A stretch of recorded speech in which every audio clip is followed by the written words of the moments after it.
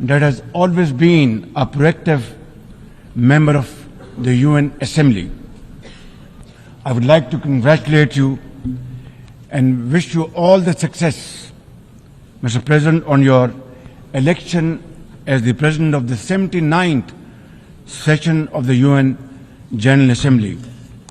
I would also like to appreciate the efforts of Ambassador Dennis Francis for his skillful stewardship of the 78th session of the UNGA. Mr. President, the father of our nation, Quaid-e-Azam Muhammad Ali Jinnah, declared in 1947 that we stand by the United Nations Charter and will gladly make our full contribution to peace and prosperity of the world. Pakistan has stood by this commitment unwaveringly. Today, we are facing most daunting challenges to the world order. Israel's genocidal war in Gaza, a dangerous conflict in Ukraine, destructive conflicts across Africa and Asia, rising geopolitical tensions, resurging terrorism, galloping poverty, stifling debt, and the mounting impact of climate change, we feel the chill of a new world order. In response to these challenges, our Secretary General Antonio Guterres called for the Summit of the Future. It led to the adoption of the 54 actions on development, peace and security, technology and global governance in the Pact of the Future. Mr. President, today I stand before you to express the searing pain and anguish of the people of Pakistan at the plight of the people of Gaza. Our heart bleeds as we witness the tragedy unfolding in the Holy Land, a tragedy that shakes the very conscience of humanity and the foundation of this institution. Mr. President, can we, as human beings, remain silent while children lie buried under the rubble of their shattered homes? Can we turn a blind eye to mothers cradling the lifeless bodies of the children? This is not just a conflict, this is systematic slaughter of innocent people of Palestine.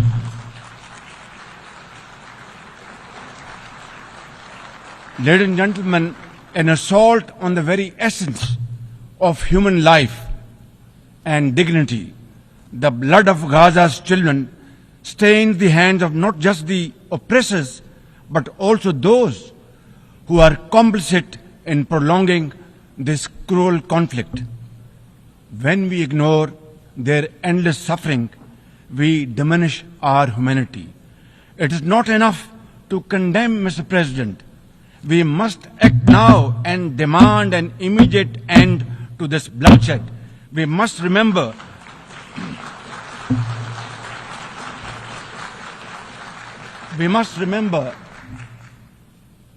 that the blood and sacrifice of the innocent Palestinians will never go waste. We must worry about their plight and difficulties and stand by them.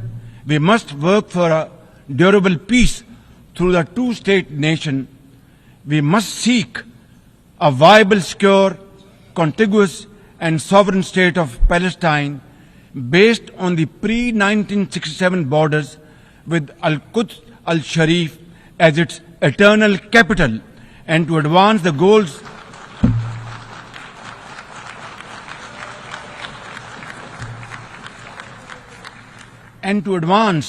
these goals, Palestine must also be immediately admitted as a full member of the United Nations.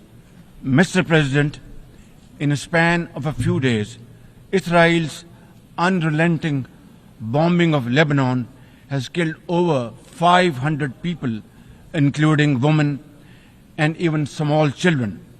The failure to implement UN resolutions has emboldened Israel. It threatened to drag the entire Middle East into a war whose consequences could be very grave and beyond imagination. Similarly, like the people of Palestine, the people of Jammu and Kashmir too have struggled for a century for their freedom and right to self-determination. Instead of moving towards peace, India has resiled from its commitments to implement the Security Council resolutions on Jammu and Kashmir. These resolutions mandate a plebiscite to enable the people of Jammu and Kashmir to exercise their fundamental right to self-determination. Ladies and gentlemen, since the 5th of August 2019, India has initiated unilateral illegal steps to impose what its leaders ominously call a final solution for Jammu and Kashmir.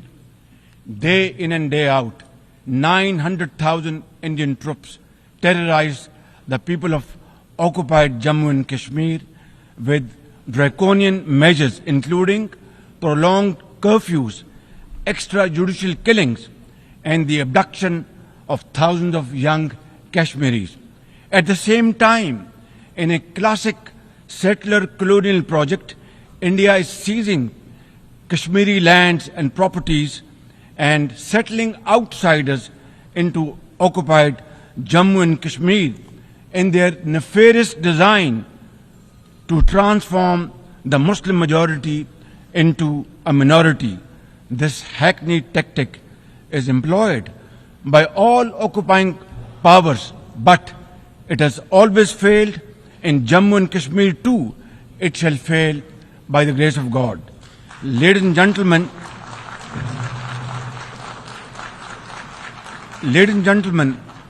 the Kashmiri people are resolute in rejection of the false Indian identity.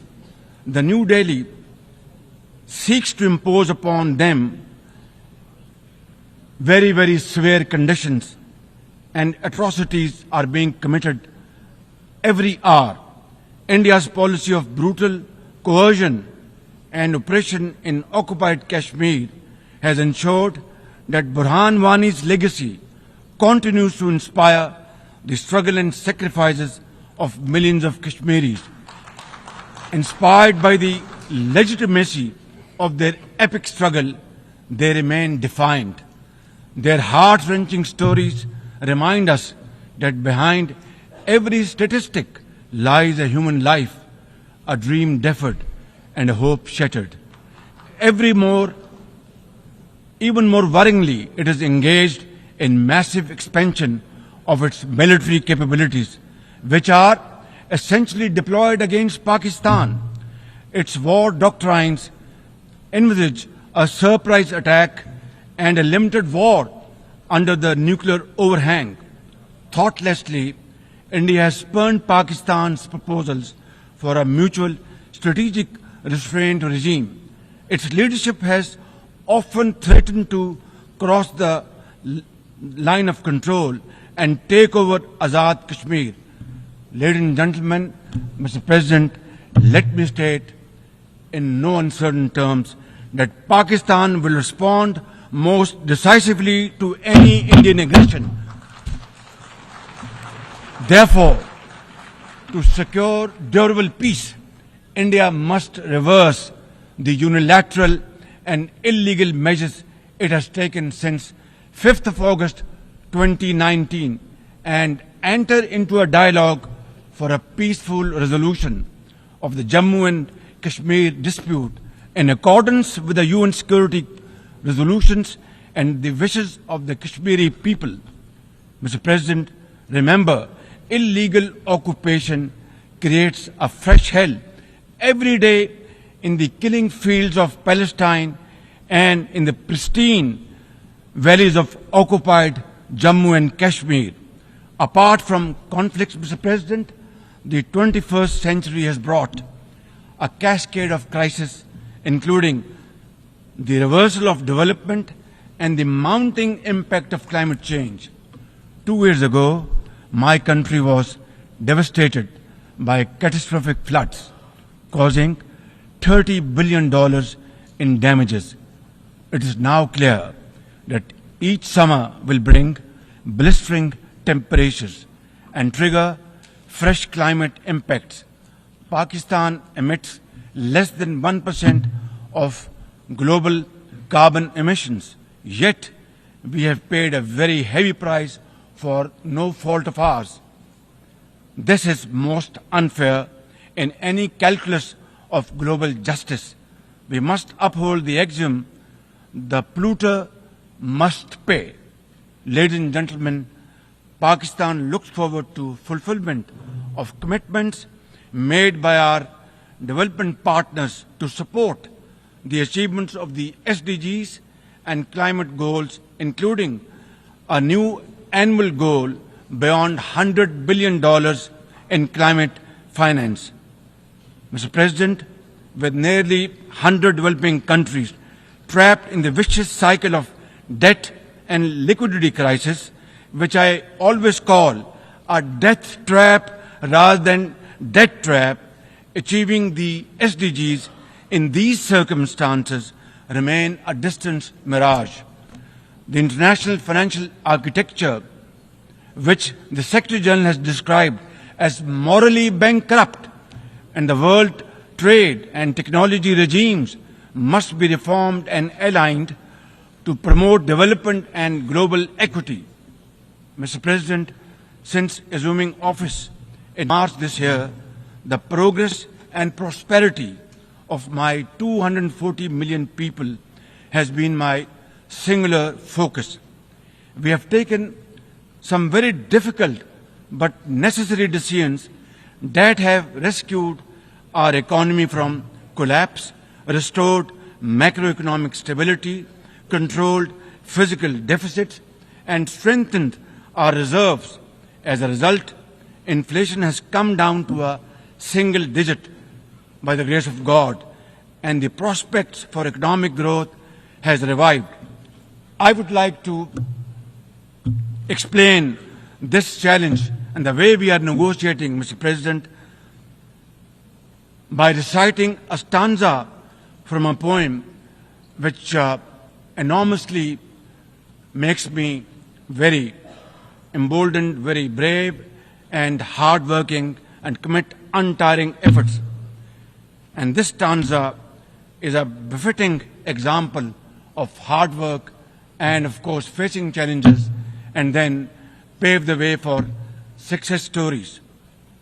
And stanza is, when things go wrong, as they sometimes will, when things go wrong, as they sometimes will, when the road you are trudging is all uphill, when things go wrong, as they sometimes will, when the road you are trudging seems all uphill, when the credits are low and debts are high, when the credits are low and debts are high, when you want to smile but you have to sigh, when you want to smile you have to sigh, when care, read health, when care is pressing you down a bit, when care or health is pressing you down a bit, rest if you must, but don't you quit. This is how, Mr. President, we have learned to face our challenges and negotiate the most daunting challenges we have faced. Mr. President, situated at the crossroads of South and Central Asia and the Middle East, we have prioritized geoeconomics and regional connectivity to secure win-win outcomes for our people. The second phase of the landmark China-Pakistan Economic Corridor has been successfully launched through the APEX Special Investment Facilitation Council. We are mobilizing investments in resilient infrastructure, renewable energy, minerals, sustainable agriculture, and technology. This will herald a new era of development and modernization in my beloved country. Ladies and gentlemen, for 2 decades, Pakistan has fought terrorism boldly and most successfully, defeating terrorist groups within Pakistan. We have paid a very heavy price. 80,000 of our brave soldiers and civilians have been martyred, including innocent school-going children. And the gory memories of APS school carnage haunt us till date. Our economy has suffered a loss of $150 billion. Unfortunately, today we are again confronted by a new wave of externally financed and sponsored terrorism, especially by the TTP, Fitna al-Khawarij, and its associates. Ladies and gentlemen, make no mistake, inshallah, by the grace of God, we are determined to eliminate this threat as well through our comprehensive national effort by the name of Azm-e-Istehkam, meaning resolve to promote peace and stability. And we will work collectively with the international community to combat all forms of terrorism and reform the global counter-terrorism architecture. Mr. President, Pakistan seeks the earliest possible normalization of the situation in Afghanistan. We join the UN's appeal for $3 billion in humanitarian assistance to the millions of suffering Afghan brothers and sisters. At the same time, we endorse and share the international expectations that the Afghan interim government would respect human rights, including the rights of women and girls, and promote political inclusion. In particular, the interim government must take effective action to neutralize all terrorist groups within Afghanistan, especially those responsible for cross-border terrorism against neighboring countries. These include ISIL-K, Daesh, the Al-Qaeda associated TTP, Fitna al-Khawarij, Majid Brigade, the BLA, and other terrorist groups which unfortunately are seen on Afghan territory. Mr. President, another troubling global development is the escalation of Islamophobia, which is now manifested by frequent desecrations of the Holy Quran, attacks on mosques, negative stereotyping of Muslims, and acts of discrimination and violence against them. The most alarming manifestation of Islamophobia is the Hindu supremacist agenda in India. It aggressively seeks the subjugation of 200 million Muslims and the obliteration of India's Islamic heritage. Pakistan and the OIC will work with the UN Secretary General and a special envoy to implement a plan of action to combat the scourge. Ladies and gentlemen, Pakistan seeks an immediate end to the tragic conflict in Ukraine and its peaceful resolution in accordance with the UN Charter and international agreements. Ladies and gentlemen, Pakistan has a long and proud history of solidarity, friendship, and cooperation with the nation of Africa. We will continue to cooperate with them to counter terrorism and resolve regional conflicts, including through UN peacekeeping and peace building in the region. Finally, Mr. President, as we leave this august hall, we must carry with us a message for our people, that the weak are not voiceless, that the oppressed should not lose hope, that poverty is not preordained, and that Allah Almighty promise of justice and equality in our terrestrial home must be respected. I thank you all and thank you very much for your time. God bless you.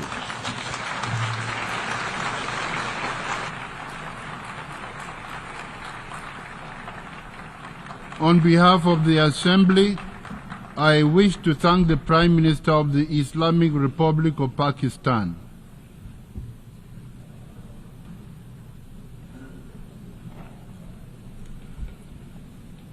The Assembly will hear an address by His Excellency Benjamin Netanyahu, Prime Minister of the State of Israel.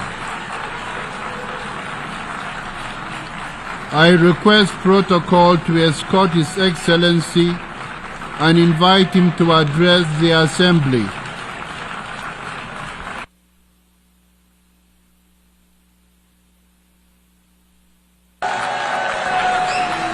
Order, please. Ladies and gentlemen, order.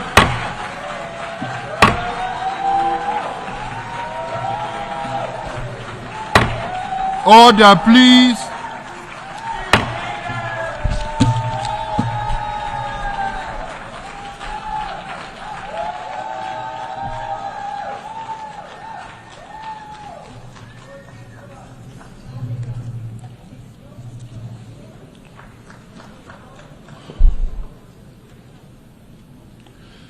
Mr. President, ladies and gentlemen, I didn't intend to come here this year. My country is at war, fighting for its life. But after I heard the lies and slanders leveled at my country by many of the speakers at this podium, I decided to come here and set the record straight.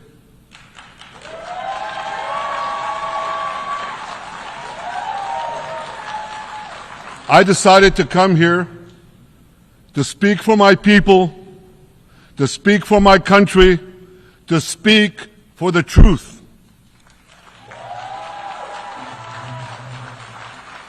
And here's the truth. Israel seeks peace. Israel yearns for peace. Israel has made peace and will make peace again.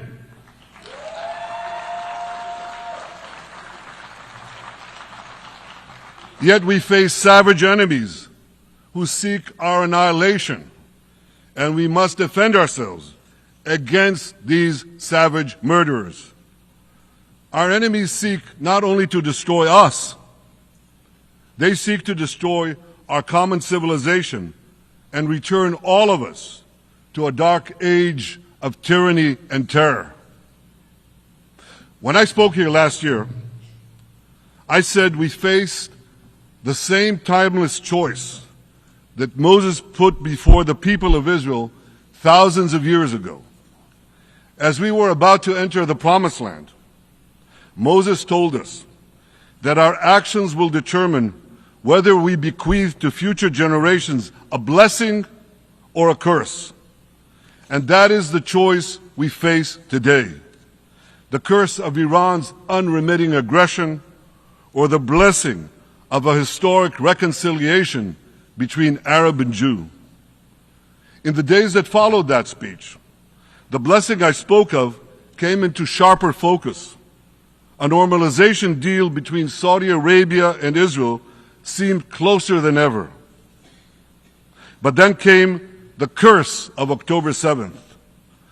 Thousands of Iranian-backed Hamas terrorists from Gaza burst into Israel in pickup trucks, on motorcycles, and they committed unimaginable atrocities. They savagely murdered 1,200 people. They raped and mutilated women. They beheaded men. They burned babies alive. They burnt entire families alive, babies, children, parents, grandparents, in scenes reminiscent of the Nazi Holocaust. Hamas kidnapped 251 people from dozens of different countries, dragging them into the dungeons of Gaza. Israel has brought home 154 of these hostages, including 117 who returned alive. I want to assure you, we will not rest until the remaining hostages are brought home too. And some of their family members are here with us today. I ask you to stand up.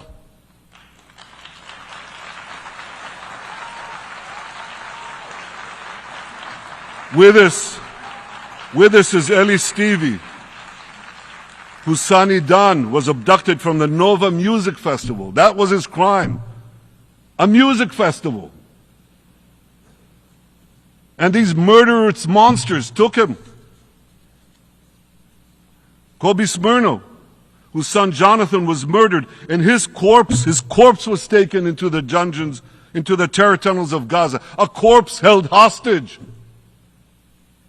Salim al-Atrash, whose brother Muhammad, a brave Arab-Israeli soldier, was murdered. His body too was taken to Gaza. And so was the body of Ifat Hyman's daughter Inbar, who was brutally murdered at that same music festival. With us is Sharon Sharabi, whose brother Yossi was murdered, and who prays for his older brother Eli, who is still held hostage in Gaza. And with us too is Yizhar Lifsich from Kibbutz Nir Oz, a kibbutz that was wiped out by the terrorists. Thankfully, we achieved the release of his mother Yocheved, but his father Oded is still languishing in an underground terrorist hell of Hamas. I again promise you, we will return your loved ones home. We will not spare that effort until this holy mission is accomplished.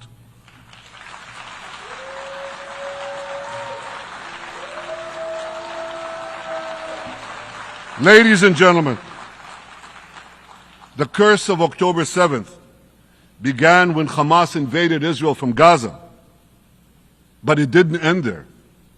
Israel was soon forced to defend itself on 6 more war fronts organized by Iran. On October 8th, Hezbollah attacked us from Lebanon. Since then, they fired over 8,000 rockets at our towns and cities, at our civilians, at our children. 2 weeks later, the Iran-backed Houthis in Yemen launched drones and missiles at Israel, the first of 250 such attacks, including one yesterday aimed at Tel Aviv. Iran's Shiite militias in Syria and Iraq have targeted Israel dozens of times over the past year as well. Fueled by Iran, Palestinian terrorists in Judea and Samaria perpetrated scores of attacks there and throughout Israel. And last April, for the first time ever, Iran directly attacked Israel from its own territory, firing 300 drones, cruise missiles, and ballistic missiles at us. I have a message for the tyrants of Tehran. If you strike us, we will strike you. There is no place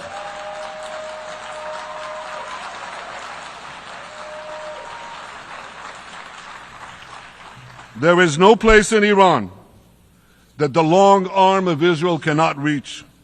And that's true of the entire Middle East. Far from being lambs led to the slaughter, Israel's soldiers have fought back with incredible courage and with heroic sacrifice. And I have another message for this assembly and for the world outside this hall. We are winning!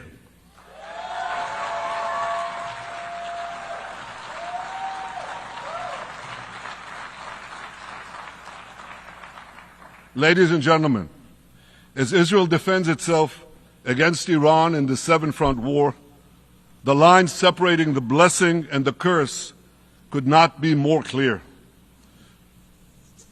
This is the map I presented here last year. It's a map of a blessing. It shows Israel and its Arab partners forming a land bridge connecting Asia and Europe between the Indian Ocean and the Mediterranean Sea. Across this bridge, we will lay rail lines, energy pipelines, fiber optic cables, and this will serve the betterment of 2 billion people. Now look at this second map. It's a map. Look at the second map. It's a map of a curse.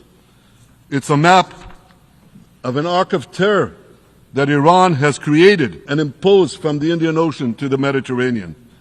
Iran's malignant arc has shut down international waterways. It cuts off trade, it destroys millions, destroys nations from within, and inflicts misery on millions. On the one hand, a bright blessing, a future of hope. On the other hand, a dark future of despair. And if you think this dark map is only a curse for Israel, if you think that, then you should think again. Because Iran's aggression, if it's not checked, will endanger every single country in the Middle East and many, many countries in the rest of the world. Because Iran seeks to impose its radicalism well beyond the Middle East. That's why it funds terror networks on 5 continents. That's why it builds ballistic missiles for nuclear warheads to threaten the entire world. For too long, the world has appeased Iran. It turns a blind eye to its internal repression. It turns a blind eye to its external aggression. Well, that appeasement must end. And that appeasement must end now.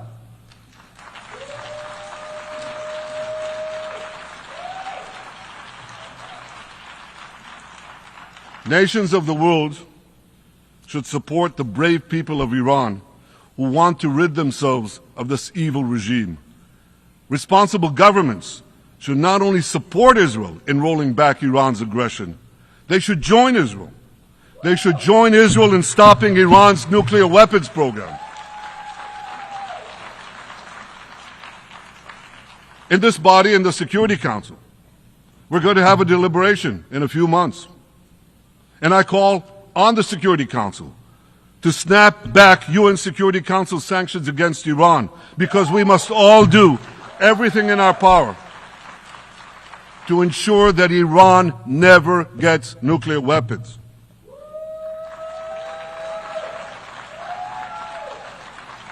For decades, I've been warning the world against Iran's nuclear program. Our actions delayed this program by perhaps a decade, but we haven't stopped it. We've delayed it, but we haven't stopped it. Iran now seeks to weaponize its nuclear program for the sake of the peace and security of all your countries. For the sake of the peace and security of the entire world, we must not let that happen. And I assure you, Israel will do everything in its power to make sure it doesn't happen.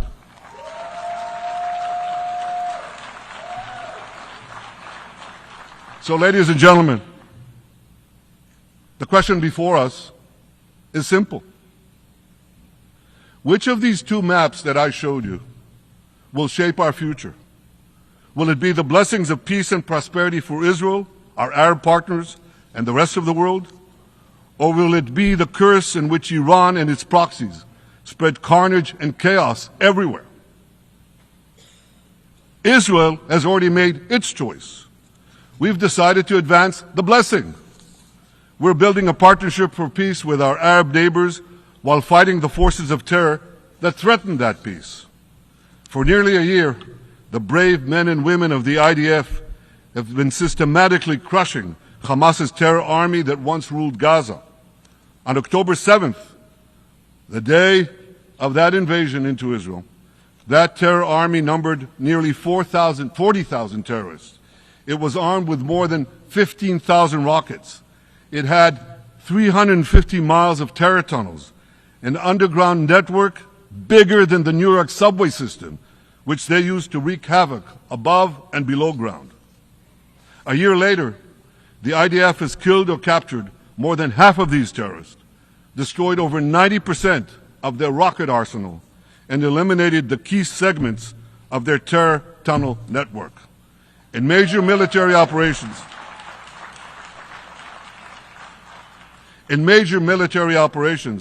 we destroyed nearly all of Hamas's terror battalions, 23 out of 24 battalions.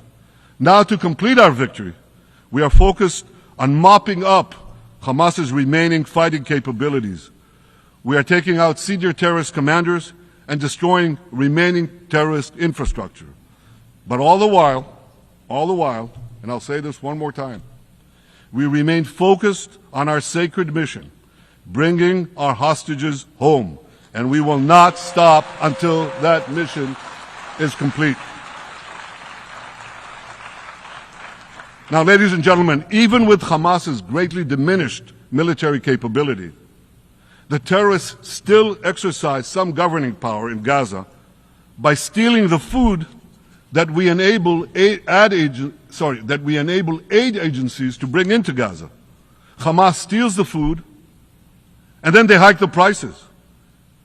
They feed their bellies, and then they fill their coffers with money that they extort from their own people. They sell the stolen food at exorbitant prices. And that's how they stay in power. Well, this too has to end, and we're working to bring it to an end.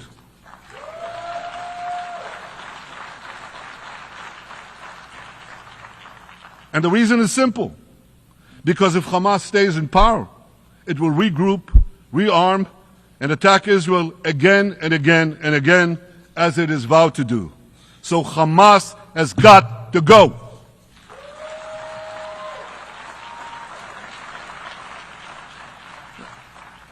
Just imagine, for those who say, well, Hamas has to stay, it has to be part of a post-war Gaza, imagine in a post-war situation in World War II, imagine allowing the defeated Nazis in 1945 to rebuild Germany. It's inconceivable. It's ridiculous. It didn't happen then. It's not going to happen now.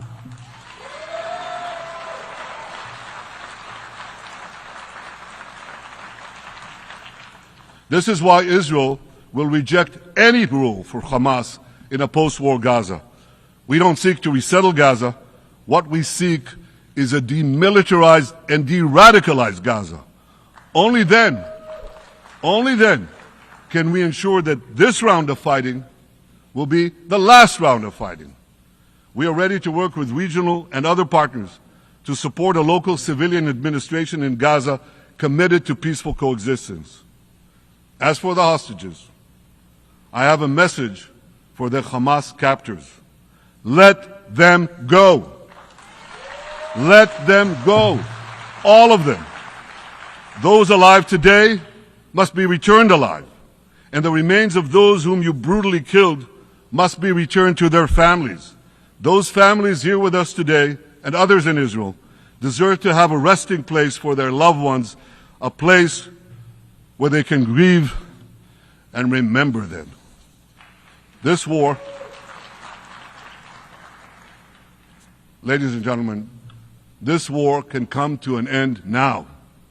All that has to happen is for Hamas to surrender, lay down its arms, and release all the hostages.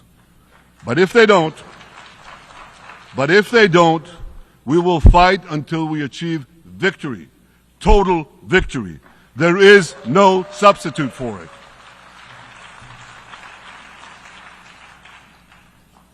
Israel must also defeat Hezbollah in Lebanon. Hezbollah is the quintessential terror organization in the world today. It has tentacles that span in all continents. It has murdered more Americans and more Frenchmen than any group except bin Laden. It's murdered the citizens of many countries represented in this room. And it has attacked Israel viciously over the last 20 years, in the last year, completely unprovoked.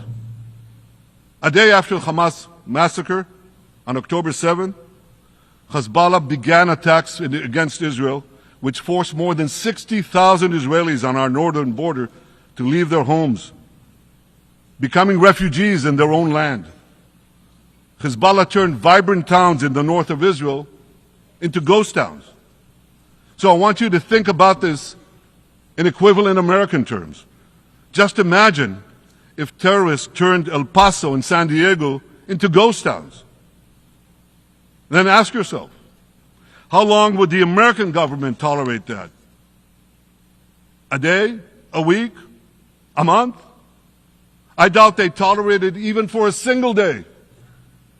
Yet Israel has been tolerating this intolerable situation for nearly a year. Well, I've come here today to say, enough is enough.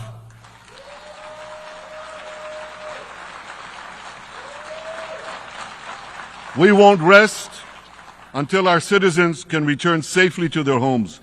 We will not accept a terror army perched on our northern border, able to perpetrate another October 7th-style massacre.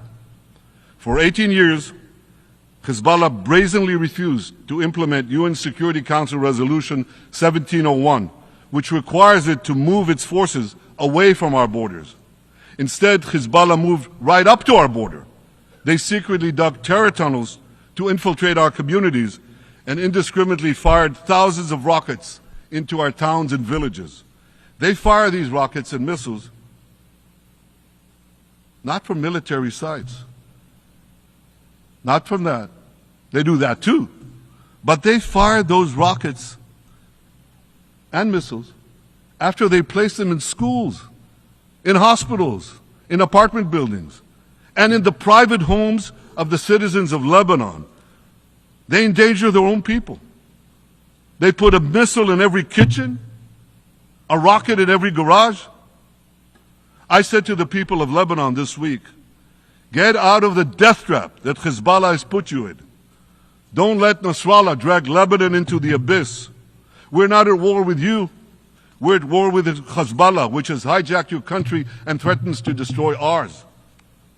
As long as Hezbollah chooses the path of war, Israel has no choice, and Israel has every right to remove this threat and return our citizens to their homes safely. And that's exactly what we're doing.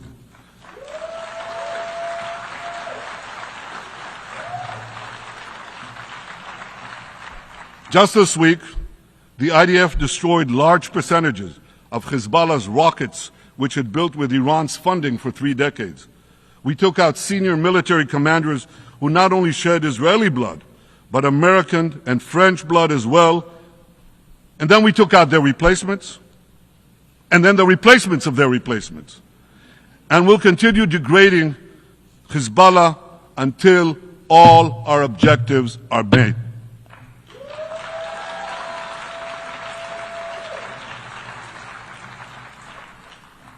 Ladies and gentlemen, we're committed to removing the curse of terrorism that threatens all civilized societies. But to truly realize the blessing of a new Middle East, we must continue the path we paved with the Abraham Accords 4 years ago. Above all, this means achieving a historic peace agreement between Israel and Saudi Arabia.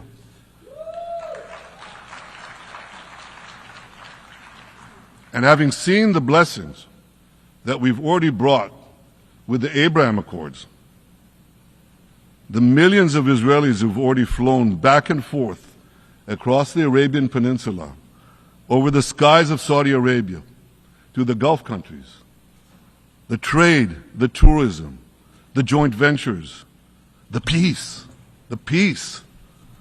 I say to you, what blessings such a peace with Saudi Arabia would bring. It would be a boon to the security and economy of our two countries. It would boost trade and tourism across the region.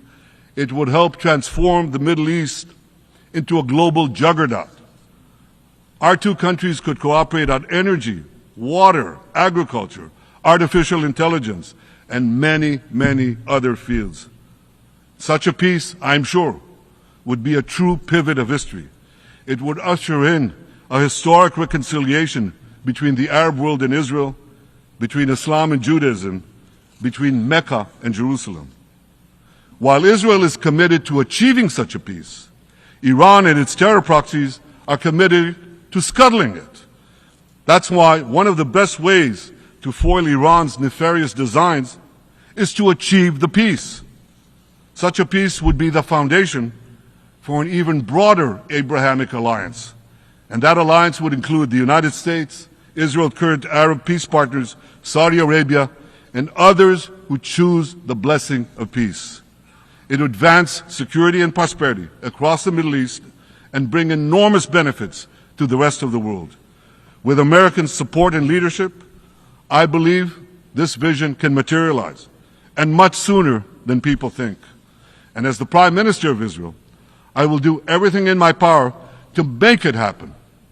This is an opportunity that we and the world should not let go by.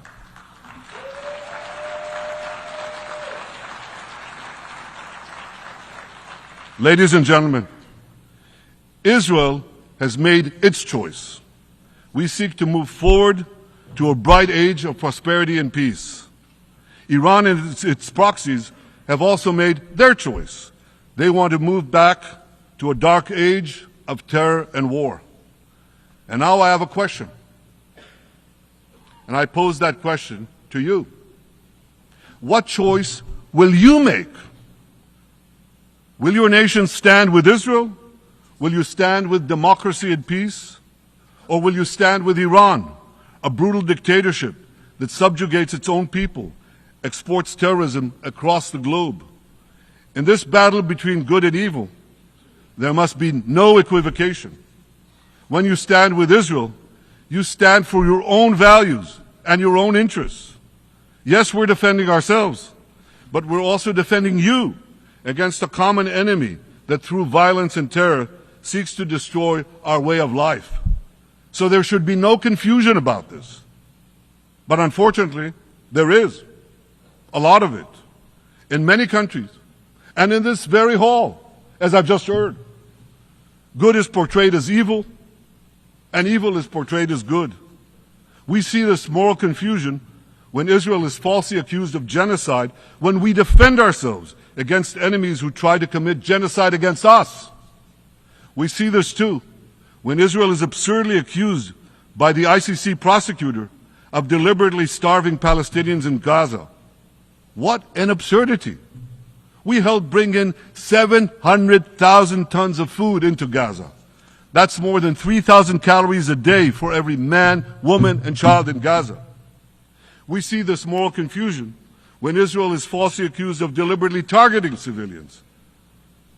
We don't want to see a single person, a single innocent person die. That's always a tragedy. And that's why we do so much to minimize civilian casualties, even as our enemies use civilians as human shields. And no army has done what Israel is doing to minimize civilian casualties. We drop flyers, we send text messages, we make phone calls by the millions to ensure that Palestinian civilians get out of harm's way. We spare no effort in this noble pursuit. We see yet another profound moral confusion when self-described progressives march against the democracy of Israel. Don't they realize they support the Iranian-backed goons in Tehran and in Gaza, the goons who gun down protesters, murder women for not covering their hair, and hang gays in public squares, some progressives? According to the U.S. Director of National Intelligence, Iran funds and fuels many of the protesters against Israel. Who knows, maybe some of the protesters, or even many of the protesters outside this building now. Ladies and gentlemen, King Solomon, who reigned in our eternal capital, Jerusalem, 3,000 years ago, proclaimed something that is familiar to all of you. He said, "There is nothing new under the sun." Well, in an age of space travel, quantum physics, and artificial intelligence, some would argue that's a debatable statement. But one thing is undeniable. There is definitely nothing new at the United Nations.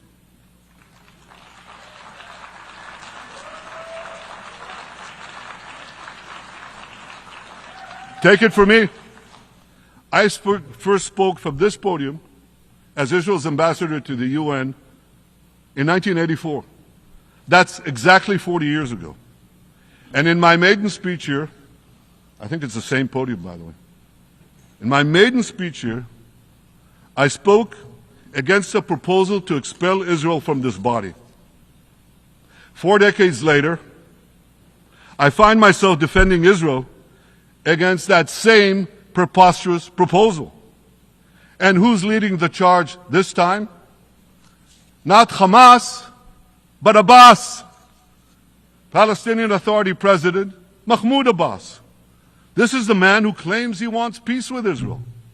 Yet he still refuses to condemn the horrific massacre of October 7th.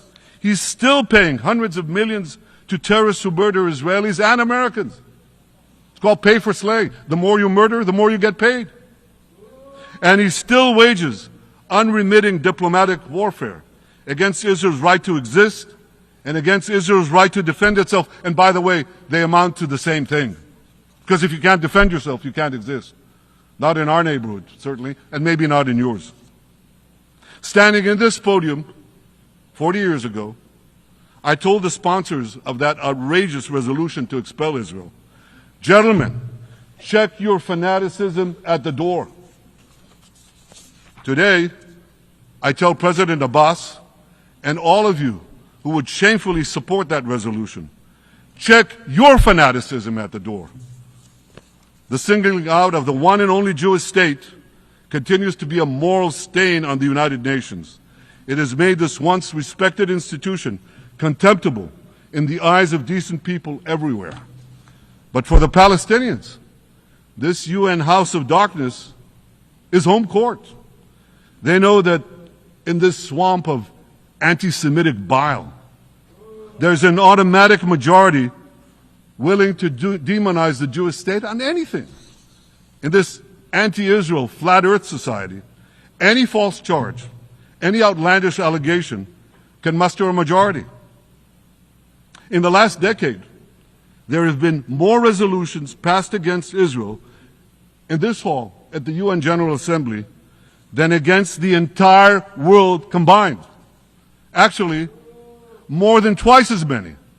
Since 2014, this body condemned Israel 174 times. It condemned all the other countries in the world 73 times. That's more than 100 extra condemnations for the Jewish state. What hypocrisy, what a double standard, what a joke. So the UN's hostility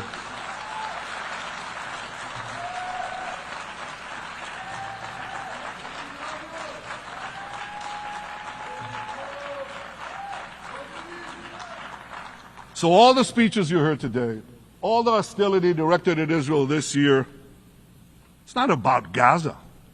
It's about Israel. It's always been about Israel's very existence.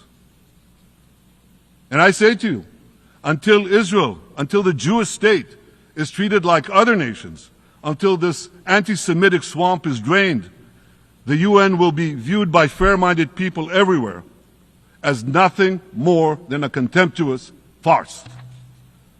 Now, given the anti-Semitism at the UN, it should surprise no one that the prosecutor at the ICC, one of the UN's affiliated organs, is considering issuing arrest warrants against me and Israel's defense minister, the democratically elected leaders of the democratic state of Israel. The ICC prosecutors rushed to judgment. His refusal to treat Israel with its independent courts the way other democracies are treated is hard to explain by anything other than pure anti-Semitism. Ladies and gentlemen, the real war criminals are not in Israel. They're in Iran. They're in Gaza, in Syria, in Lebanon, in Yemen.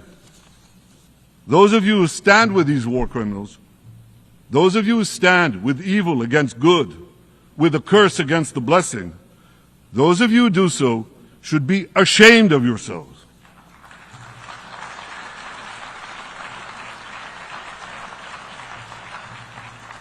But I have a message for you. Israel will win this battle. We'll win this battle because we don't have a choice. After generations in which our people were slaughtered, remorselessly butchered, and no one raised a finger in our defense, we now have a state. We now have a brave army, an army of incomparable courage, and we are defending ourselves. As the book of Samuel says in the Bible, Netzach Yisrael lo yishaker. The eternity of Israel will not falter.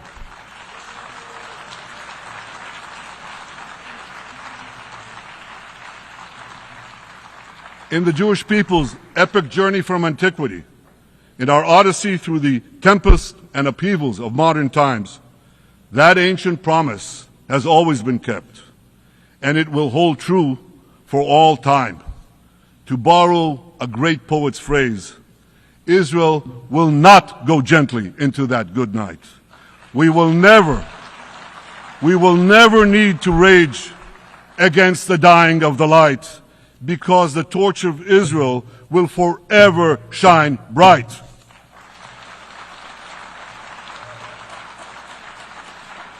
To the people of Israel and to the soldiers of Israel, I say, be strong and of good courage.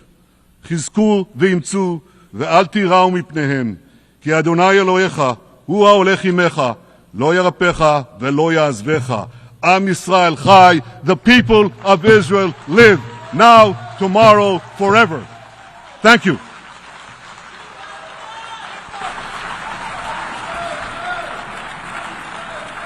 On behalf of the Assembly, I wish to thank the Prime Minister of the State of Israel,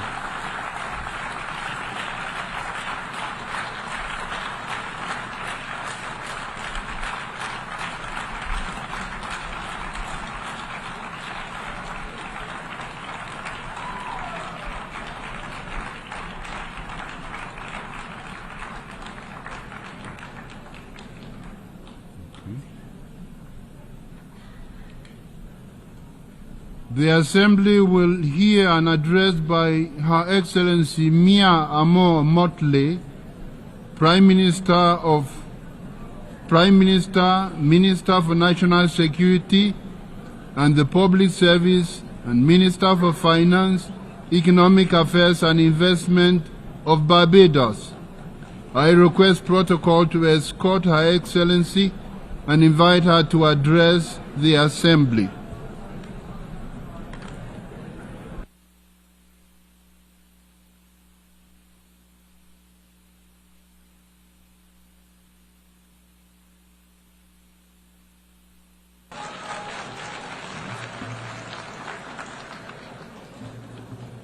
President, we need a reset, and we need to reset. Mr. President, in your absence, I congratulate you on your assumption of this chairmanship of the General Assembly.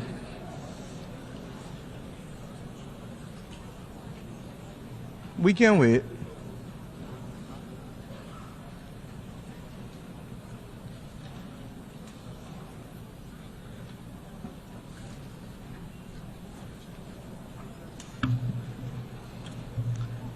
As I said, Mr. President, we need a reset, and we need to reset. Those of us here today representing our brothers and our sisters the world over have endured 4 years of polycrises. As the children of Mother Earth, we continue to wrestle with the climate crisis. As a human family, we grapple with the legacy of the pandemic. As a digitally connected people, we are now, regrettably, confronted by multiple theaters of war and scenes of horror and famine flowing from that war. Armed conflict instead of pursued development. Citizens of every country as well, struggling to contain the rising cost of living and the implications for them and their families on a day-to-day basis. And Mr. Speaker, Mr. President, we are all now threatened by the second but silent pandemic of antimicrobial resistance, together with a growing incidence of death and disability from chronic non-communicable diseases. We cannot afford the distraction of war. If ever there was a time to pause and to reset, it is now. Collectively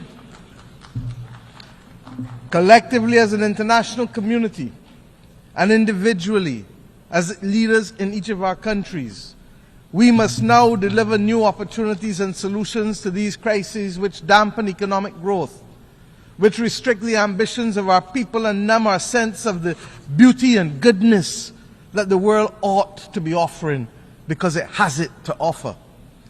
The reset for which I am calling, and indeed all of our citizens are demanding, must see an end to all forms of discrimination. That rules and institutions today exist which create first and second class citizens, as we have said from this podium year after year, depending on your nation of origin, militate against the trust and the credibility and the hope, and it fosters a crisis of confidence in the existing international order, which must become inclusive and responsive for all. More than any other complaint from this podium has been the disparity in treatment and the inability to be able to have fair and transparent treatment for all that would lead to the trust necessary for us to solve the problems of our times that are truly beyond man-made causes. Neo-colonialist structures that perpetuate and reflect an old world order characterized by racism and classism and misogyny, while ignoring the legitimate aspirations of billions, will not help to foster the hope or trust that is necessary to meet these polycrises. We must ensure that the global institutions give developing countries, especially small vulnerable states like my own, or vulnerable middle-income countries, seats at the table of decision-making where we can be seen, heard, become active agents in our own cause and lead our own development paradigms. My friends, we are reminded that 2024 is the final year of the United Nations Decade for the People of African Descent.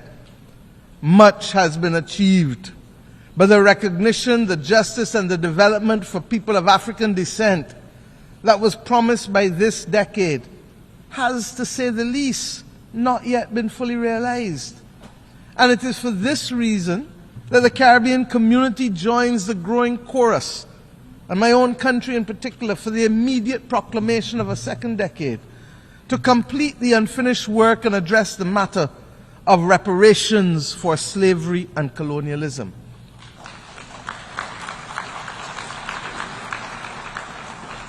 I start here because this is a necessary but complex conversation, and the Caribbean community is resolute that it must happen.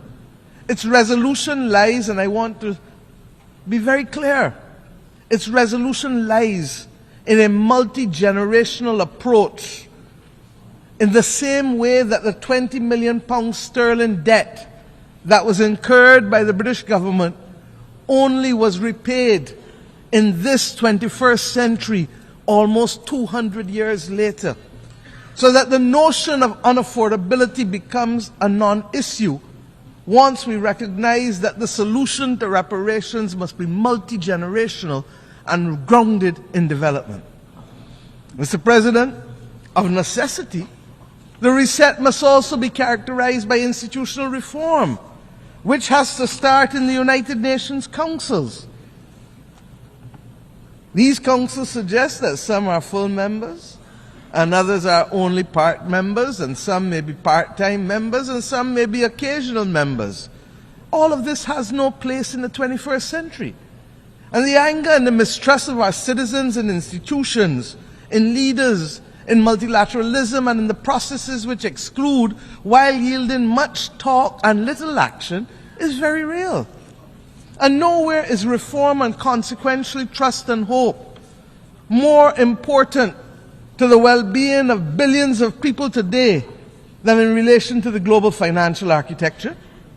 Restricted access to capital, its disproportionately high costs, barring us from doing that which we must, its inadequate scale, and the overwhelming burden of debt often imposed on us by circumstances beyond our control.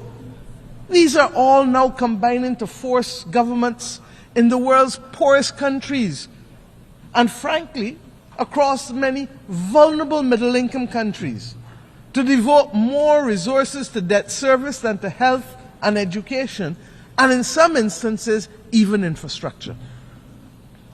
For far too many members of the human family, cold ground is our bed, and rock is our pillow. Too many go to bed with their bellies hungry. and too many may not even have a bed. Our reset must therefore collectively build a common agenda that reflects and reinforces our shared humanity. It is that shared humanity that binds us together. Mr. President, you know better than most. Our African brothers and sisters got it right with the principle of Ubuntu, and have used this principle, this General Assembly, to remind us that its simplicity is what we should aspire to. I am because you are. I am because we are. My well-being is tied to yours, and our collective well-being is connected to Mother Earth. This best voices the approach needed to give expression to the reset that is absolutely necessary. And we acknowledge that there are glimpses of hope. We have, for example, on Monday, agreed to a pact for the future, but we still have war. We have agreed on a global digital compact, but we still have raging pandemics in the slow motion silent pandemic. All of this rests, my friends, on the common agenda that the Secretary General had set out for us before. Yesterday, we agreed in a high-level meeting on a political declaration on antimicrobial resistance. A lot of fancy words, but this is where the rubber hits the road. Because all of us in this room know people who have died from infections and for whom the antibiotics simply are no longer effective, so that within 48 hours, a person's life is snuffed out, almost as if they were at war. My friends, following on the intervention of the Bridgetown Initiative and the Paris Pact for People and Planet, the efforts of many across the board, we acknowledge that there is some hope. And it is evident in the beginnings of the reform that we are seeing little by little, but nevertheless, they have started. These are all important steps, but we cannot take our eyes off the prize. Barbados' call for fundamental reset includes attitudes and behavior as much as actions or reforms. Heads of government are in agreement that we must trigger national development agendas of transformation with both speed and scale. We have a date with destiny against 1.5 degrees. We know that that is what is needed to survive. And the implications for people, even as we speak, can be dire.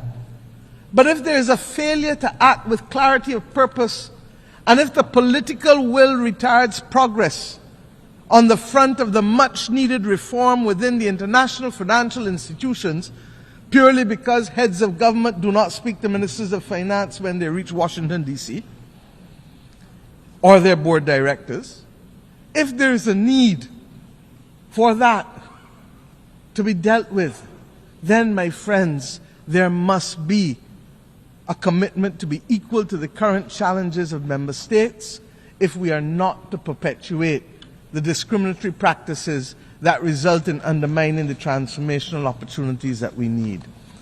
Depriving vulnerable countries from being able to access concessional income that is long enough to build the resilience to save lives and to protect livelihoods is unjust. And that is why we must remain focused.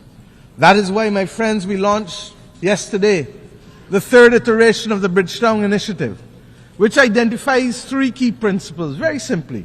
One, we must change the rules of the international financial system and reform its governance and instruments. Two, we must shock-proof vulnerable economies by dealing with debt and liquidity in a comprehensive, development-focused manner.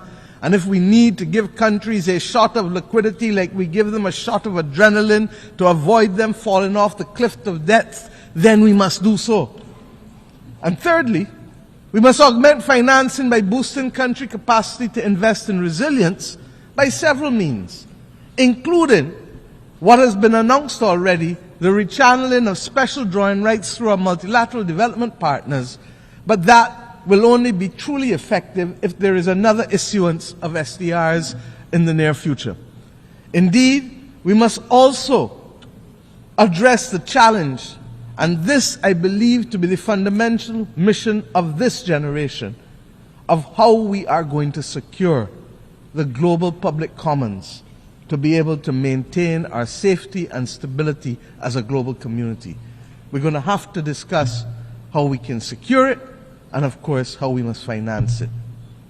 And that is not only the climate crisis or the loss of biodiversity that we speak about, but the other many global challenges that can truly destabilize countries and regions. Mr. President, these considerations are of fundamental importance to the sustainable existence of our generations, future generations. The SIDS agenda is another story of promises made but not kept. 30 years ago, the international community gathered in my own country to take action for the first time on the unique challenges faced by small island developing states. We birthed in my home country the first ever global agenda for small island developing states, which became known as the Barbados Program of Action. I thank Mauritius for its strategy of implementation, Samoa for its pathway. They were carriers of the baton of a development agenda for small island developing states in the intervening years, in the face of multiple global crises from health to climate to finance. The vulnerabilities, yes, of our countries as small states have become more pronounced.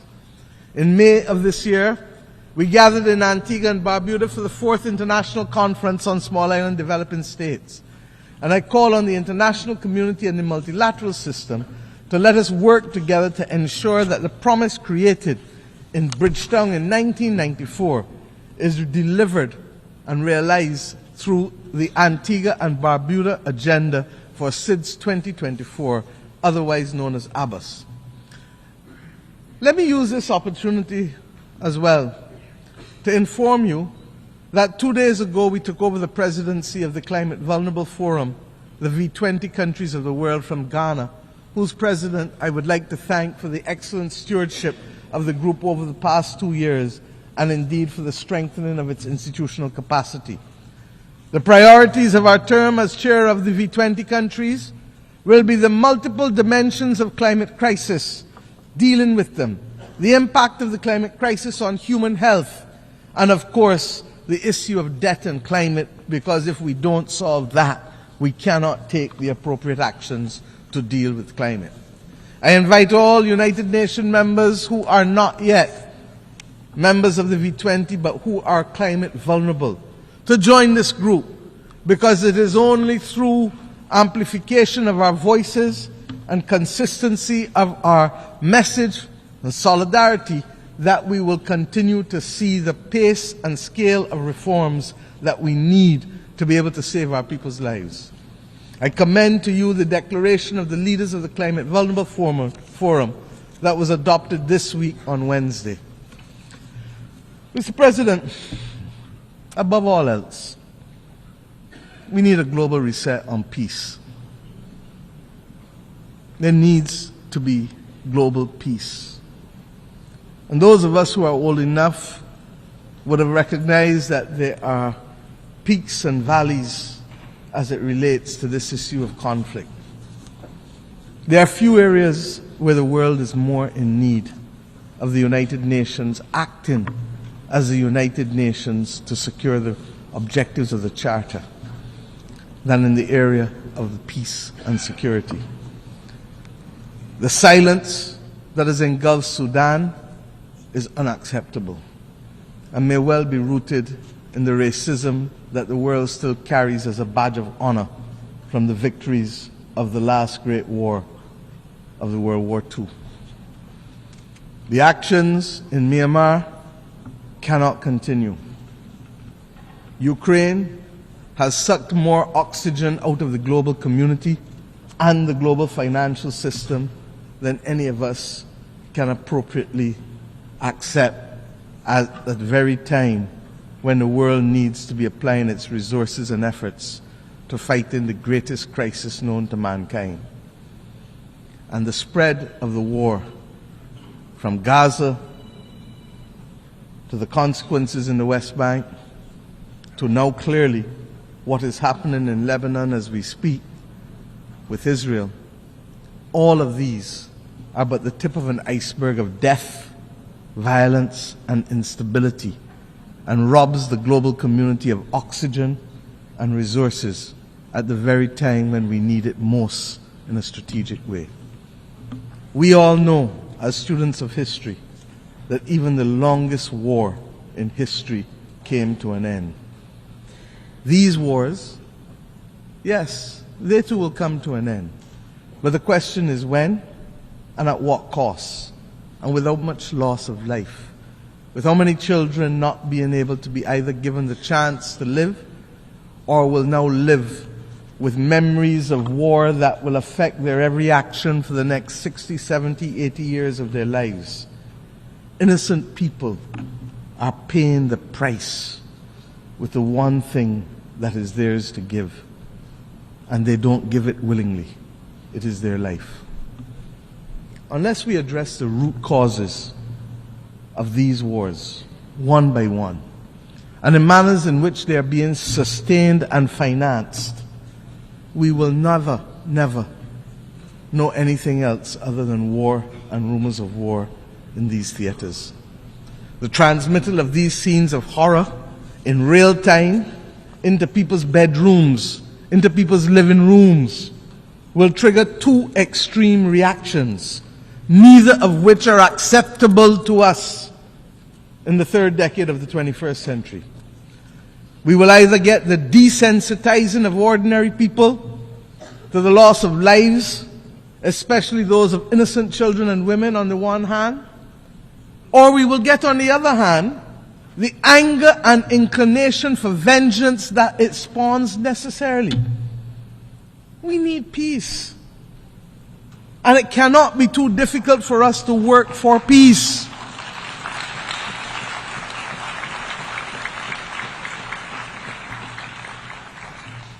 It is the same Bible that tells us in the stories of the Old Testament, much which has guided many people across this world. But when we turn from the Old Testament to the New Testament, it is Romans that says to us, vengeance is mine, saith the Lord, not any country, not any human being. So that the Bible can't be used as a convenient aid when it suits us and rejected when it doesn't. In the midst of this maelstrom, we were very clear. My country took the step this year of recognizing and establishing diplomatic relations with the state of Palestine, in spite of having supported a two-state solution since 1969.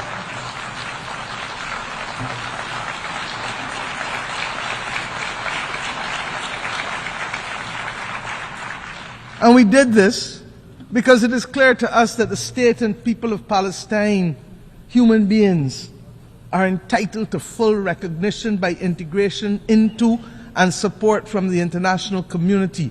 The Charter does not say we the people, with the exception of any one group from any one part of the world. We join with others, therefore, in congratulating the state of Palestine in taking their seat among the United Nations member states as they did on the 10th of September of this year.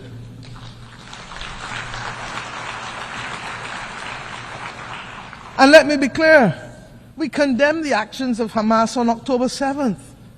But we equally and strongly deplore the humanitarian catastrophe in Gaza, which is the result of the disproportionate use of force by Israel. There's no justification for it. And that is why treaties exist governing the rules of engagement for war. Because we as human beings learnt better and know better and committed to better. A two-state solution, no matter how elusive it may appear to be now, is the only answer. And I've said already this week that we have known difficult battles in mankind's history. But when we were in it, we didn't think we could achieve it. But we did. We abolished slavery.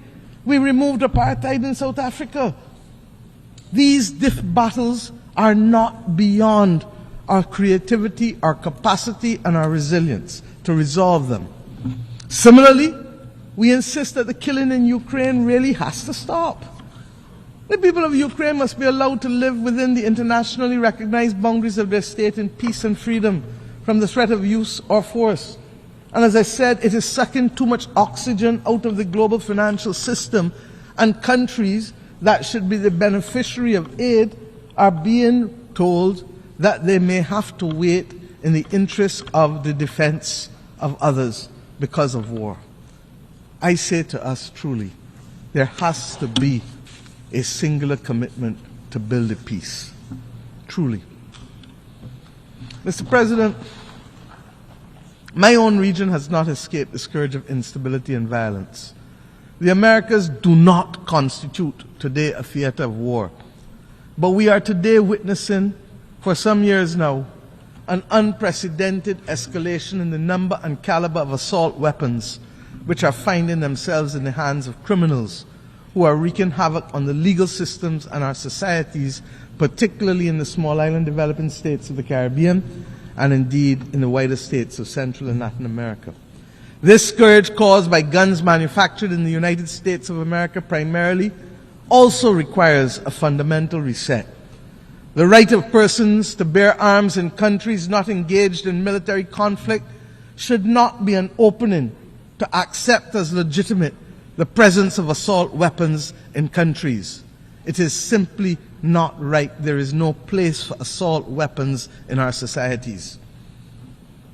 I turn now to the fate of the people of Haiti, which continues to be of major concern to our people in the Caribbean region.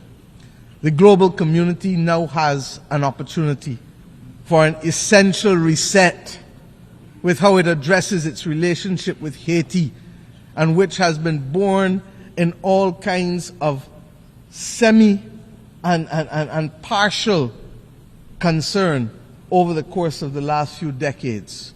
We continue to have it as a recurring decimal because we have failed to solve the problems and put them on a sustainable path to development for its people. What is needed is transformation of our sister nation. And yes, we must provide first and foremost security, but transformation must be its handmaiden. The government and people of Haiti need the full support of the international community, not just in the short term, but in the long term. And yes, this starts by extending the mandate of the Multinational Security Support Force, escalating the work of the United Nations, deploying all the tools of bilateral, regional, and global cooperation, not excluding countries who want to participate for spurious reasons, ensuring that those of us who can step up to the plate by significantly increasing the pledge funds that we do so, because we know that it takes cash to be able to deploy the forces and the police necessary to help with the restoration, so that Haitian mother or that Haitian child can go about their day-to-day life without fear of being assaulted or killed or being denied the right to work because of their simple fear of walking the streets. The Caribbean community has been working hard this year to support our largest member state. And in the early part of the first few months of this year, we met on Haiti almost 3 to 4 times a week to guarantee the stability that we ask you now to help us secure. We thank the efforts of the Eminent Persons Group of former CARICOM Prime Ministers who were on the front line of helping to resolve this complex problem day in and day out so that we could find a political consensus for Haiti. That Haiti had at this General Assembly both the interim president of the Transitional Council and Prime Minister Cornille is a remarkable achievement given where Haiti was in February of this year. Let them continue on a path, please, of securing their future. And we cannot be on this podium speaking about Haiti without thanking Kenya and President Ruto for their remarkable leadership. After many delays and in what represents now a historical precedent for an African country, they have ensured that an African country has taken the lead in helping to tackle the peace and security challenge beyond its own continent. That is the kind of reset that we need in the international community. And Mr. President, you cannot come on this platform regrettably, although I look forward to the day when I will not have to say it, when we must ask for reprieve for the people of Cuba. It is unacceptable, it is unconscionable, and that it continues today is a mark on our international conscience. The Cuban people continue to face the most dire of economic circumstances, and that this is directly as a result of its exclusion and its designation as a state sponsor of terrorism. And I have addressed our only knowledge of terrorism, and Cuba is in fact the dunging of the Cubana plane off the waters of Barbados, where Cubans, Guyanese, and Koreans were killed. My friends, Cuba has been a valuable partner, stepping up for us when it has mattered most, by the provision of nurses and doctors in pandemics, and by the provision of other essential workers when the global community needed it, and when people needed to be liberated in southern Africa. The reality is that we must have and continue to have resolve in calling for the embargo to be lifted, and we will condemn it year after year after year because it is simply wrong.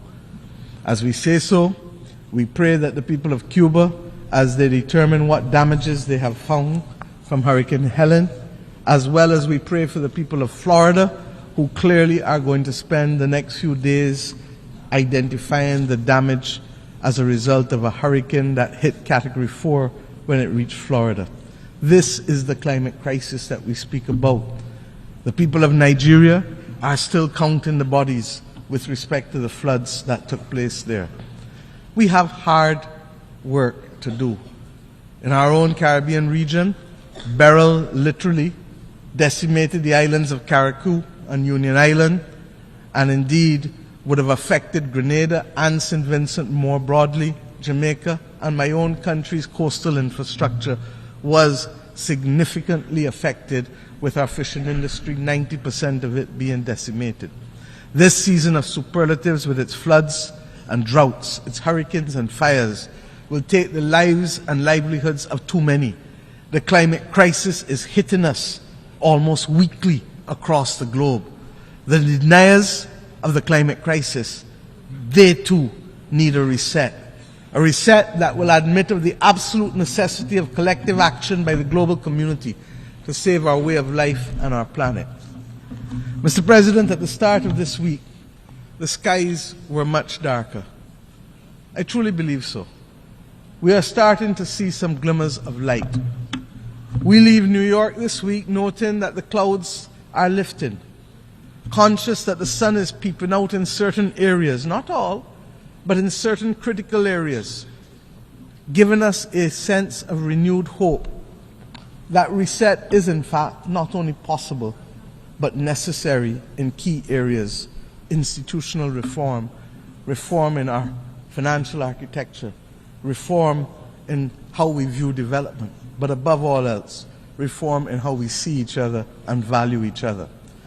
This hope springs from the Pact for the Future and the many declarations that we have made here, the terms in which my fellow leaders spoke from this platform for the most part, the urgent need to recognize reset, reset, reset, even if they didn't call it by that name.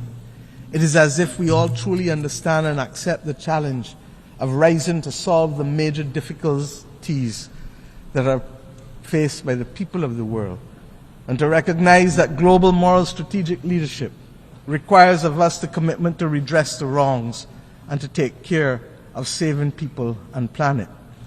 But recognition of the need for the reset, while it is the first step in any issue, what is now also needed is eternal vigilance as our companion, so that as we take the steps to transform attitudes and institutions and rules, we will not succeed overnight.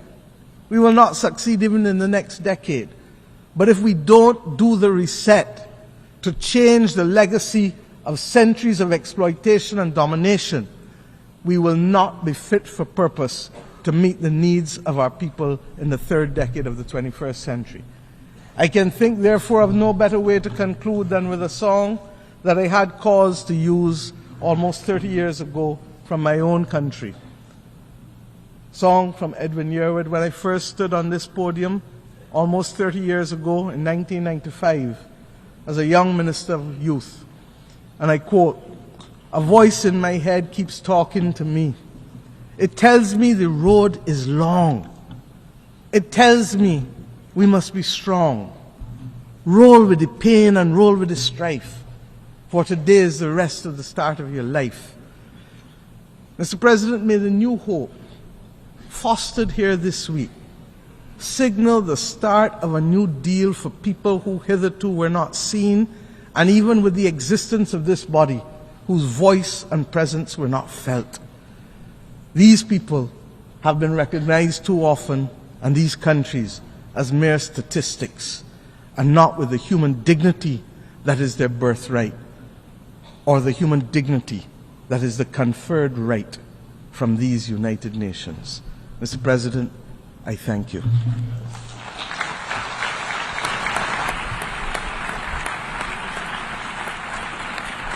On behalf of the Assembly, I wish to thank the Prime Minister, Minister for National Security and the Public Service, and Minister for Finance, Economic Affairs and Investment of Barbados.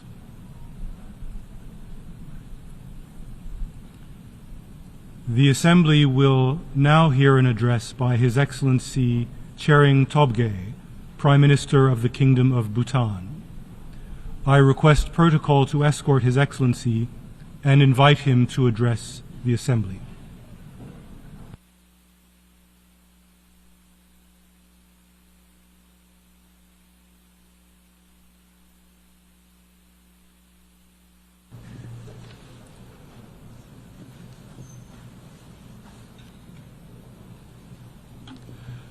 Mr. President, Mr. Secretary General, Excellencies, distinguished delegates, I bring to you warm greetings from His Majesty the Druk Gyalpo.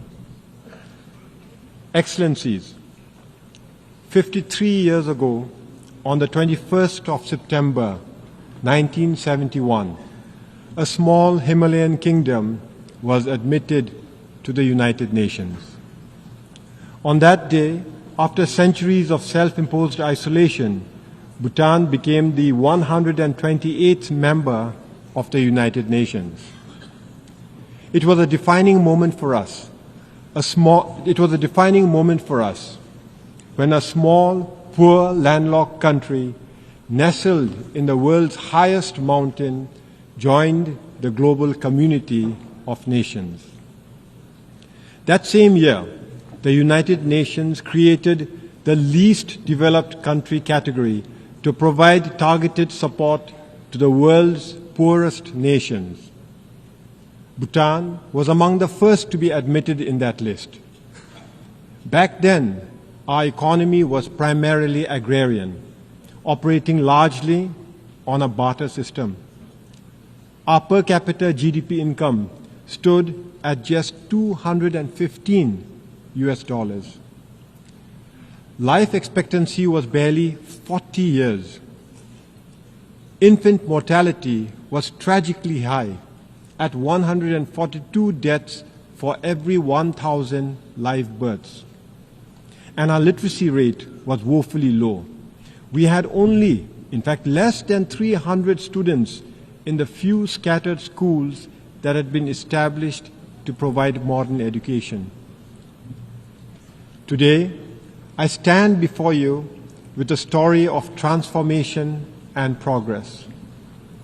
Our per capita GDP has risen to more than $3,500. Life expectancy has increased to 70 years. Infant mortality has plummeted to 15 deaths per 1,000 live births. And our literacy rate, it has climbed to 71%, with youth literacy skyrocketing to 99%. I am pleased to report to this august assembly that because of our all-round progress, last December, 52 years after joining the United Nations, Bhutan graduated from the LDC category. To achieve this achievement did not come easily. It was a journey marked by hard work, perseverance, and sacrifice. But we were not alone. We had the support of many friends who accompanied us on this important journey. I take this opportunity to extend our deep gratitude to the United Nations and its specialized agencies. I would also like to thank all our development partners, including Japan, the European Union, the World Bank, and the Asian Development Bank for their unwavering support. But most importantly, I would like to reserve our deepest thanks to India, our closest friend and neighbor. They have been with us from the very beginning of our development journey and have remained steadfast in their support and friendship. Excellencies, graduating from the LDC category is a significant milestone. But what truly matters is that we did it in our own terms. Under the leadership of our enlightened monarchs, Bhutan has pursued a development path grounded in the philosophy of gross national happiness. This approach places the happiness and well-being of our people at the center of our development agenda. Thanks to gross national happiness, our economy, while it is still small, is sustainable and inclusive. Healthcare and education are free for all.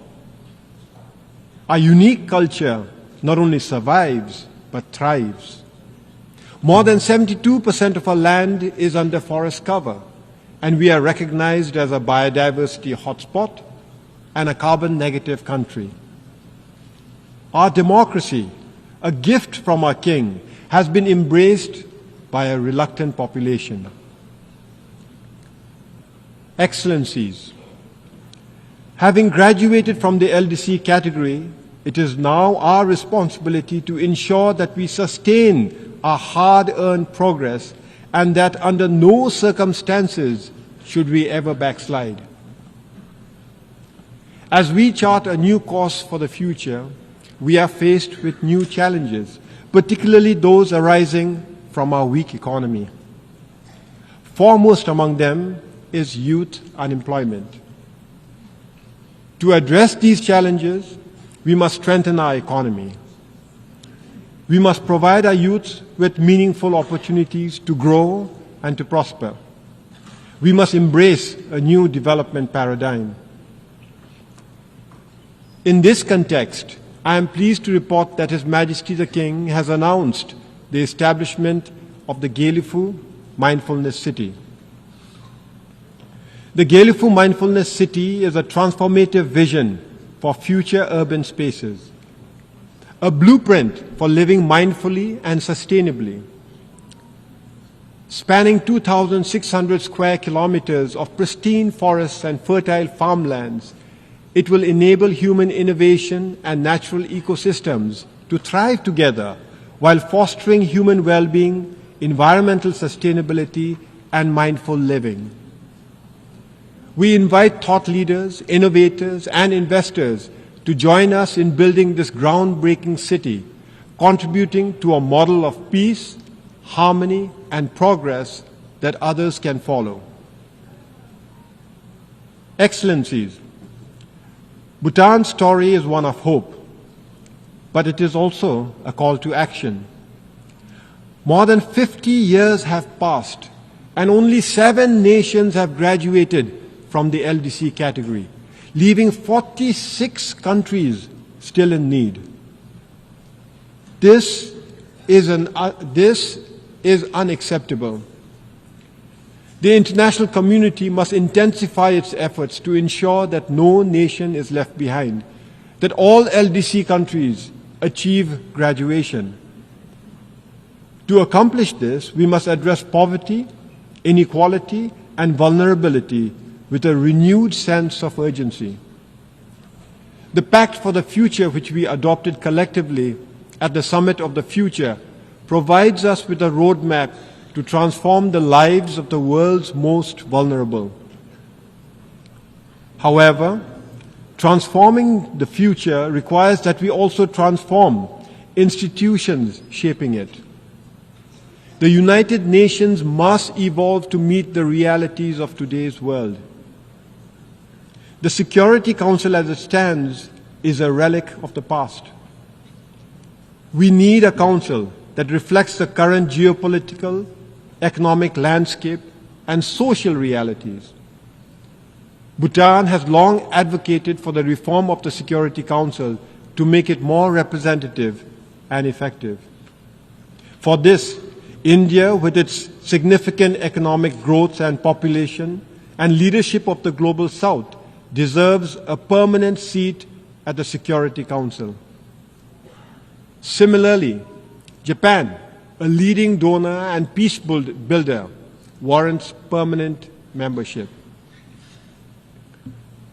Excellencies, in conclusion, let me reiterate our deep gratitude for the support we have received on Bhutan's journey to LDC graduation. Now we are committed to sustaining this progress, but we will need your continued support.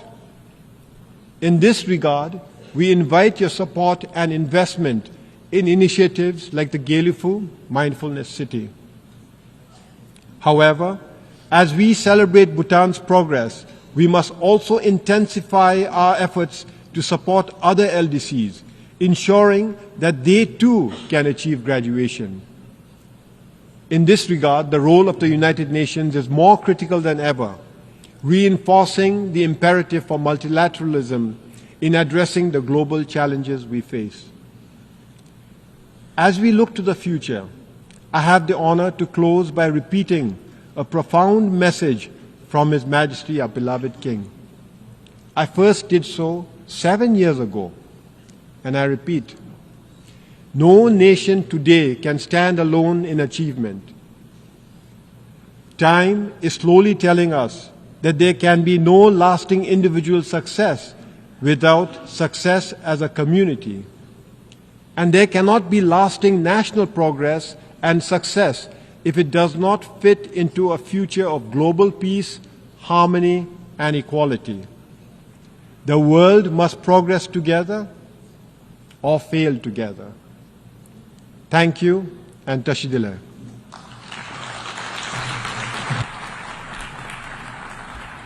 On behalf of the Assembly, I wish to thank the Prime Minister of the Kingdom of Bhutan.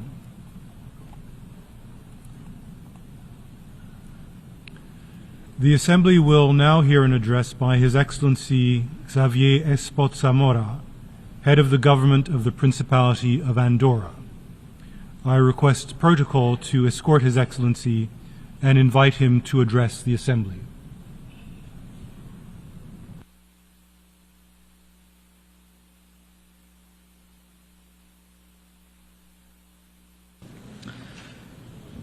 Senyor President, senyor Secretari General, Excel·lències, senyores i senyors. Voldria iniciar aquesta intervenció felicitant Sa Excel·lència el senyor Philemon Yang per la seva elecció com a president de la 79a Assemblea General de les Nacions Unides. Li agraïm, senyor president, el lema que ha escollit, unitat en la diversitat per a l'avançament de la pau, el desenvolupament sostenible i de la dignitat humana per a tothom i arreu. Un lema amb el qual no podem estar més d'acord i que compartim plenament perquè el nostre país, el Principat d'Andorra, és l'evidència de la capacitat de les persones de perviure al llarg de gairebé 800 anys d'història de manera pacífica gràcies al respecte i a l'entesa en el si d'un territori que mai ha conegut guerres ni ha tingut exèrcits. Fins i tot en les èpoques més convulses del vell continent, Andorra ha estat un oasi de pau, de tolerància i de convivència. També vull adreçar un agraïment molt especial al secretari general, el senyor Antonio Guterres, per la seva perseverança, per anteposar sempre la conciliació i per ser una veu contundent a favor del respecte del dret internacional i de la lluita contra el canvi climàtic.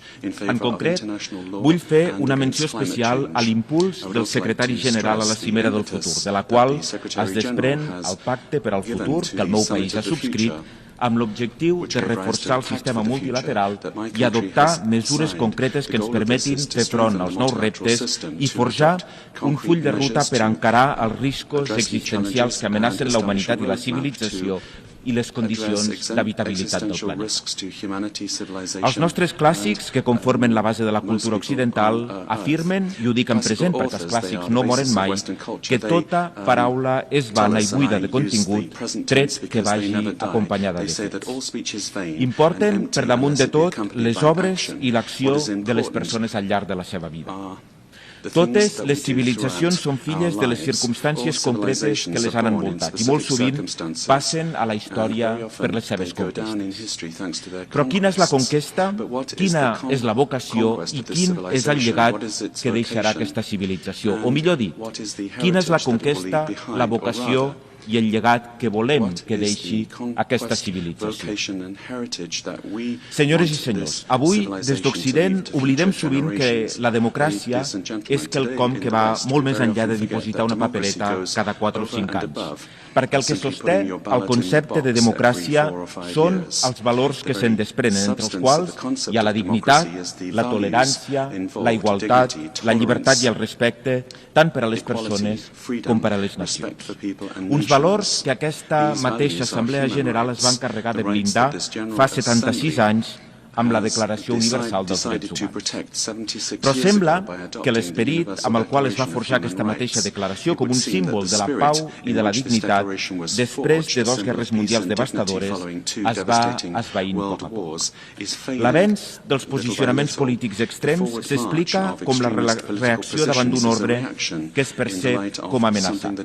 El sentiment de pèrdua d'un passat no gaire llunyà i molt millor que el present envaeix les generacions actuals i es reactiva amb la percepció que el canvi climàtic provocarà un empitjorament de les condicions de vida, que la globalització i els moviments migratoris ens dilueixen i despersonalitzen com a societat o que els infants, els adolescents i els joves d'avui viuran pitjor que els seus pares.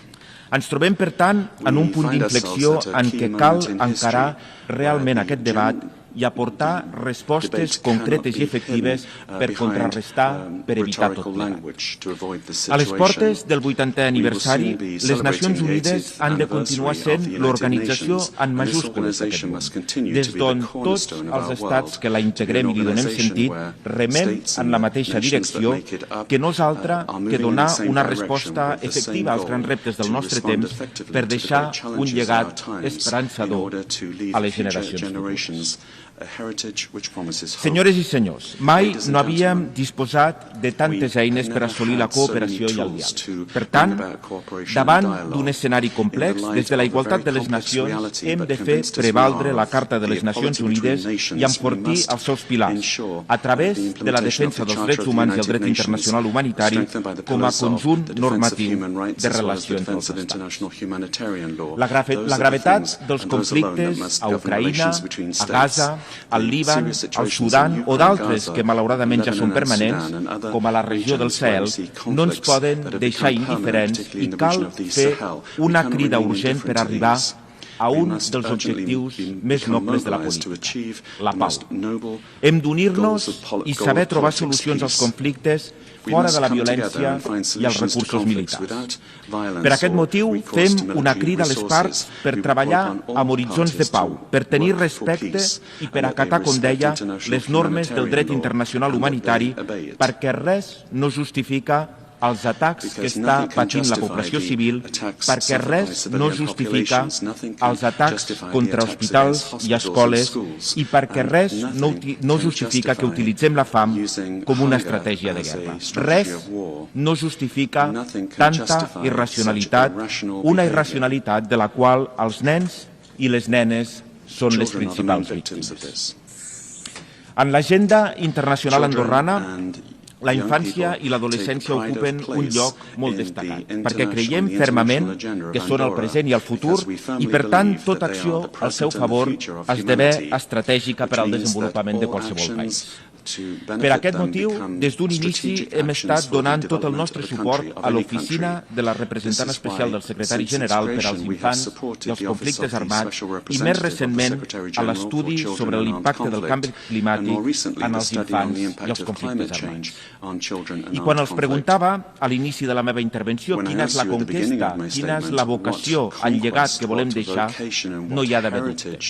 Assegurar un món en pau per als infants i per als adolescents i aconseguir que les generacions futures no visquin pitjor, sinó que participin plenament del progrés, tal com ha quedat palès aquests dies a la cimera d'octubre. Excel·lències, l'any 1993 el nostre país va entrar a formar part de les Nacions Unides. Ens trobàvem en un context internacional força esperançador, amb una Europa reunificada després de la Guerra Freda. I quan vam fer el pas d'entrar a formar part d'aquesta organització, ho vam fer amb el convenciment que som una societat oberta al món que comparteix amb la comunitat internacional els reptes i les oportunitats globals. Perquè els problemes del món també són els nostres problemes i per això volíem i volem ser partícips de les solucions a aquests problemes. Han passat més de 3 dècades i malgrat que hagin tornat els fantasmes de la Guerra Freda, malgrat que el conflicte a l'Orient Mitjà hagi assolit una tensió sense precedents, malgrat que l'avenç dels extremismes sigui preocupant, el nostre país creu fermament en el concert de les nacions, en el compromís internacional i en el multilateralisme com els millors instruments, els únics instruments per resoldre tot plegat. Però Andorra també acorda una importància particular a la cooperació regional. I en aquest cas, amb la Unió Europea, qui ha negociat un acord d'associació que ens ha de permetre accedir de manera progressiva, de manera estructurada, al mercat interior europeu i facilitar la diversificació de la nostra economia, així com participar en la construcció d'una realitat geogràfica, econòmica i política, en aquest cas la de la Unió Europea, des de l'estatus privilegiat d'estat associat. Quan Andorra assumeix una obligació, sigui esdevenint membre d'un organisme internacional o comprometent-se mitjançant un tractat internacional, és molt conscient de les seves implicacions. I la nostra dimensió, per molt petita que pugui semblar, als ulls dels grans estats, no ens allunya d'objectius ambiciosos i cada dia més crucials com el multilateralisme, l'emergència climàtica, la igualtat de gènere, la transformació digital o la diversitat cultural. En aquest darrer àmbit, Andorra està orgullosa d'haver cofacilitat un any més la resolució sobre el multilingüisme a les Nacions Unides juntament amb Guatemala. Senyores i senyors, és cert que el canvi climàtic és una amenaça global, però també és ben cert que hi ha territoris que en resulten més afectats que d'altres. Ho són aquelles regions on el nivell del mar augmenta i també els territoris de muntanya amb un ecosistema més vulnerable. I aquest és el nostre cas, el cas d'Andorra. El canvi climàtic pot arribar a modificar els nostres hàbits vitals i també l'economia del nostre país.